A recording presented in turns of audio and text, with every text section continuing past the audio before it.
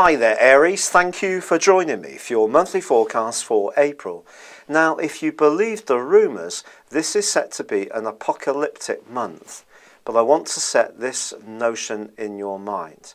If you lived in North Korea, or you are currently fighting for freedom in the Ukraine, or you are in one of the Mediterranean or North African states that are going through such terrible trauma at the present time as democracy fights against repression, that's apocalyptic, and that stuff's been going on for some while. So I think we need to keep a measure of perspective.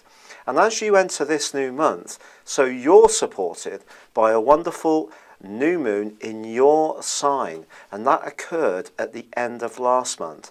But the backdrop of that energy is going to flood all through April, and it's encouraging you to be more action orientated, to take a firmer grip on your life direction.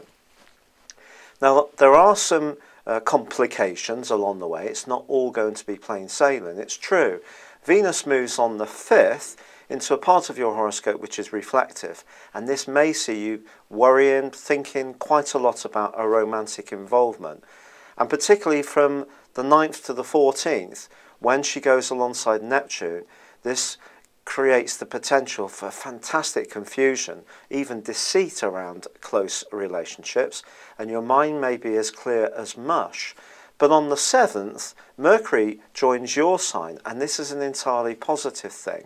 And if some plans have been going backwards and forwards and not really gaining traction, this is certainly going to help you to go forwards. Now, Mercury is then going to go on to connect with Uranus in your sign mid-month. And this can give you a massive burst of innovation, a desire to have your voice heard, to be a free spirit.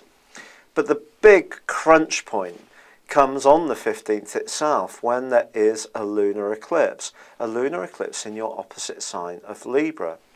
But this lunar eclipse can be entirely good for you, because this can be a very harmonizing lunar eclipse. It's asking you to try to find greater cooperation in your relationships, not be too focused just on your own needs. And of course, since the North Node moved just in February into Libra, that too was a trigger for you to become much more conscious about how other people see you and how you enter into a spirit of give and take. But I can't deny the fact that there is a massive grand cardinal cross that takes shape in the middle of the month, and it does involve your ruling planet of Mars, which goes face to face with Uranus, and this can be a very combustible opposition. Let's think about it. Mars is about go-getting, it's about instant gratification. We want things to happen straight away. So if you are in a relationship which is unhappy, you may make a bid for freedom, and that could create a lot of disturbance. But it's something you're going to be doing consciously. On the other hand, maybe you're going to feel these energies coming at you from someone else who wants to break away from you. And because both Jupiter and Pluto are involved in this grand cross too, but have been for much of this year, well, that's not particularly new. And of course, Pluto has been squaring up with Uranus for really getting on for 2 years now.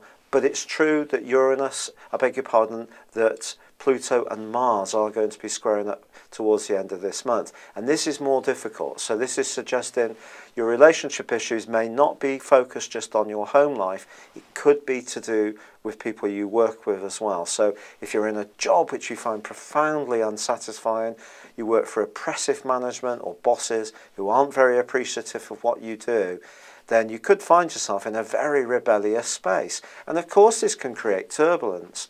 But equally, it can create the conditions for you to show more action, to take more control over your destiny.